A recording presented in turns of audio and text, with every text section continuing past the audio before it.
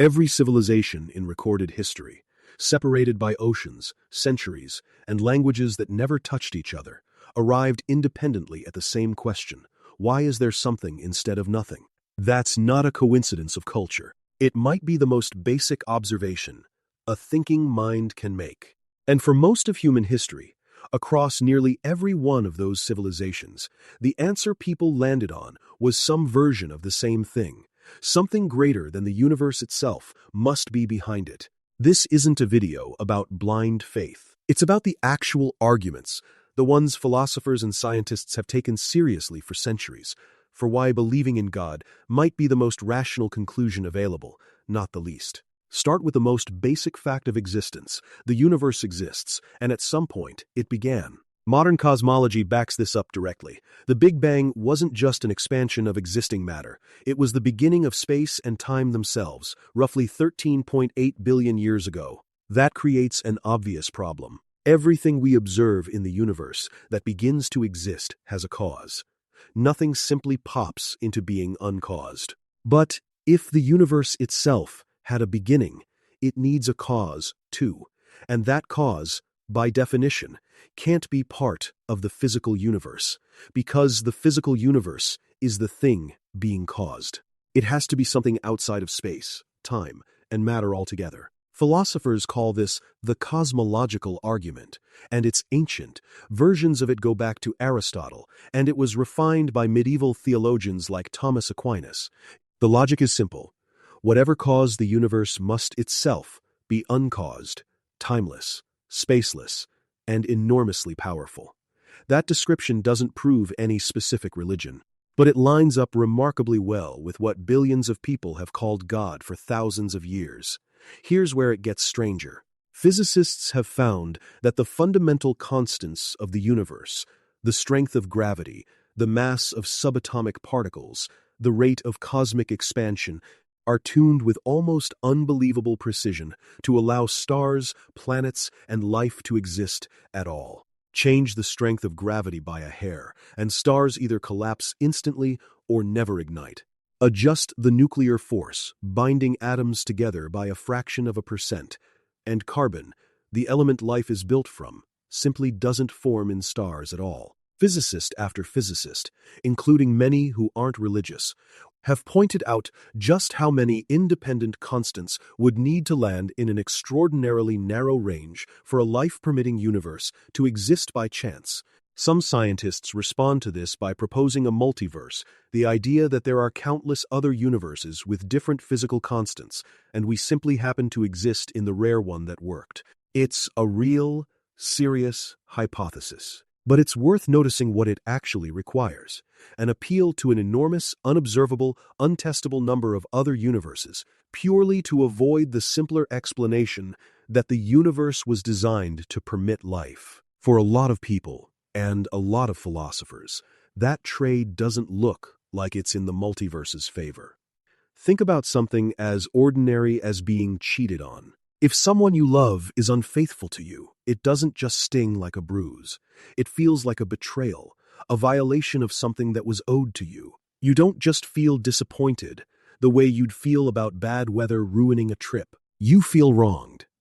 And you assume, without even thinking about it, that the other person should have known better, that they broke a real rule, not just an inconvenient preference. That reaction is worth pausing on. Because if the universe is ultimately just particles and physics, with no mind or purpose behind it, that feeling of being wronged is hard to justify as anything more than a chemical reaction, a spike of jealousy your brain evolved to produce because it once helped your ancestors protect their genetic investment. Useful, maybe, but not actually wrong in any deeper sense, any more than a lion is wrong for eating a gazelle. Yet almost nobody actually experiences betrayal that way. We don't just feel hurt. We feel that an actual moral line was crossed, one that would still be a real line even in a culture or a person who didn't happen to feel bad about crossing it. Evolution can explain why humans developed an aversion to betrayal. Cooperation and pair bonding helped early humans survive and raise children successfully. What it struggles to explain is why that aversion would be binding on anyone, why cheating is actually wrong, rather than simply something we're biologically programmed to dislike. Instincts explain behavior. They don't obviously explain obligation. So what actually makes something right or wrong? A few candidate answers get offered.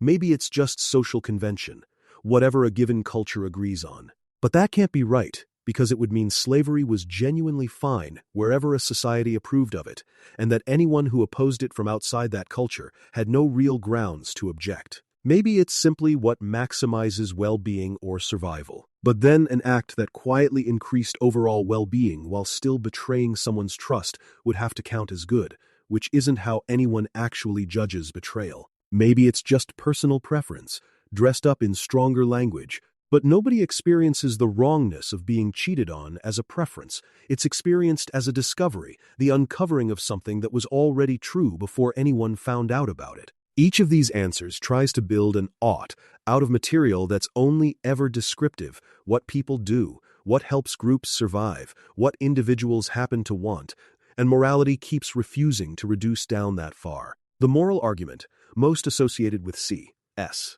Lewis, and later formalized by philosophers like William Lane Craig, points out that objective moral values seem to require a moral lawgiver, some grounding beyond human opinion or evolutionary accident. If morality is just a byproduct of biology, it's hard to explain why it feels less like a preference and more like a command, and why violations of it, like betrayal from someone you trusted, feel like a real injustice rather than just a bad outcome. Here's the part that separates a general case for a creator from a specifically Christian one, and it's less philosophical, more historical. Within a few decades of Jesus' execution, a public Roman method of death, meant specifically to humiliate and deter, his followers weren't just claiming he had been a great teacher. They were proclaiming, publicly, at serious personal risk, that he had physically risen from the dead. And, as this channel has covered before, nearly every one of them died for that claim. James beheaded, Peter crucified, Thomas speared on a hillside in India. People are willing to die for things they sincerely believe are true. History is full of martyrs for false beliefs. But people very rarely die defending something they know they made up. And these weren't distant believers repeating a rumor. They were the alleged eyewitnesses themselves, with the most to gain by quietly recanting, and everything to lose by insisting it was true. That doesn't prove the resurrection happened. But it's a genuinely difficult historical fact to explain away, and it's part of why serious historians, not just theologians, still treat the origins of Christianity as an unusually well-attested ancient claim, whatever conclusion they personally draw from it. None of this is airtight, and it's worth saying so directly. The cosmological argument tells you something caused the universe. It doesn't by itself tell you that thing is a personal God who cares about you, rather than an impersonal force. The fine-tuning argument competes directly with the multiverse hypothesis, which remains a live, serious alternative in physics. The moral argument assumes objective morality exists at all, something some philosophers still contest. A committed skeptic can bite the bullet and say betrayal only feels like a real wrong because evolution made it feel that way, full stop. And the historical case for the resurrection, however striking, still requires accepting an extraordinary claim on the strength of ancient testimony. Smart, sincere people have looked at all four of these arguments and walked away unconvinced. This isn't a video claiming the case is mathematically closed. What these arguments add up to isn't a single knockout proof, it's a convergence, a universe that had to begin somehow, constants tuned with improbable precision. A moral sense so strong that a betrayal feels like an actual injustice, not just an unpleasant surprise. And a movement of ordinary people who staked their lives, one execution at a time, on something they said they'd personally witnessed. None of that forces belief. But taken together, it's a case serious enough that some of history's sharpest minds, from Aquinas to Newton to, more recently, philosophers like Alvin Plantinga, spent their careers taking it seriously, rather than dismissing it outright. Maybe that's the honest place to land.